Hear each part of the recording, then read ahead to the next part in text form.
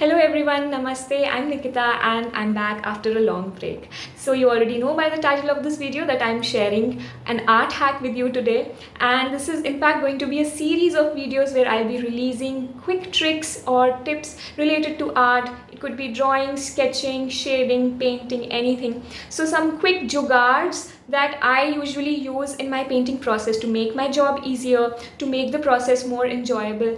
And today what we are doing is we are learning how to trace your sketches onto watercolor paper or on canvas. Okay, so I don't directly draw it on watercolor paper or canvas. I draw it on a cartridge sheet or printing paper, any thin paper basically. And then once I have redone it multiple times, like I've erased and then redone the proportions, I'm happy with the proportions, I'm happy with the sketch, I'm finalized with the sketch, then once it is full and final, then I transfer it on my watercolor paper so that the tooth of the watercolor paper is untouched. I'm not erasing on the watercolor paper or redoing on the watercolor paper again and again. The watercolor paper stays fresh and my sketch, the redoing part is done on cartridge sheet, and then I'm transferring it onto the watercolor paper. You'll learn this technique today and I'm really excited for it. So let's start. So what I usually do is I sketch out my drawing on cartridge sheet or printing paper.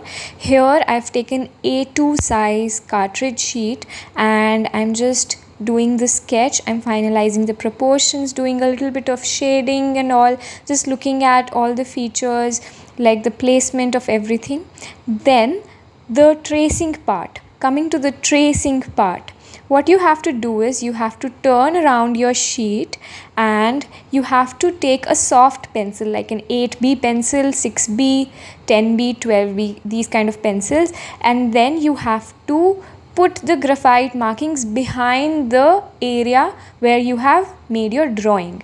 Okay, so you are basically converting your sheet into a carbon paper, but a graphite carbon paper. Don't use carbon paper that you get from the market, because what happens is that carbon paper is oil based. You can't use it for watercolors. You can use it for acrylics, you can use it on canvas, but don't use it for watercolors.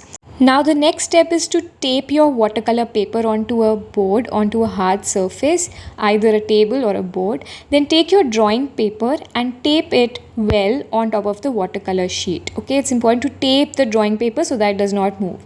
Then you have to take a hard pencil. I've taken a 4H pencil which has a very sharp tip, and then you have to start outlining the drawing part. Wherever you see the lines, you have to just trace over it. So what would happen is the impression of the graphite that is behind is going to come on top of your watercolor paper. So you can remove it from one edge and you'll see that the lines are very faint, so you'll have to go over it one more time. If your graphite shading part behind the cartridge sheet is not thick enough, is not dense enough, then you won't have proper impressions on top of your watercolor paper. Here you can see I'm ready with my drawing on the watercolor sheet. So this is it for the transferring technique or the tracing technique. You can call it whatever you like. Some people also like to do this technique with a photograph, like they take a printout of a photograph and then they transfer the photograph to their watercolor paper or canvas or anything. So I don't recommend this for beginners. I don't recommend tracing from a photograph for beginners, because here you are skipping the process of sketching, learning the proportions, learning the sketching part.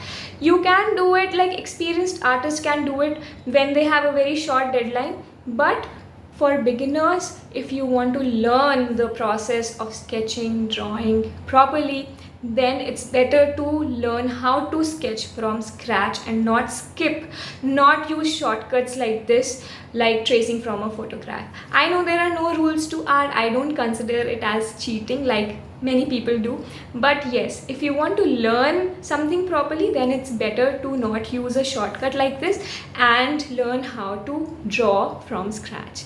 So after this clip, I'm attaching a time lapse of the painting process. I hope you enjoy it. Bye. So first let me show you the references. So these are the two references. So there are three references that I've taken. This one is the painting that I made on A4 size.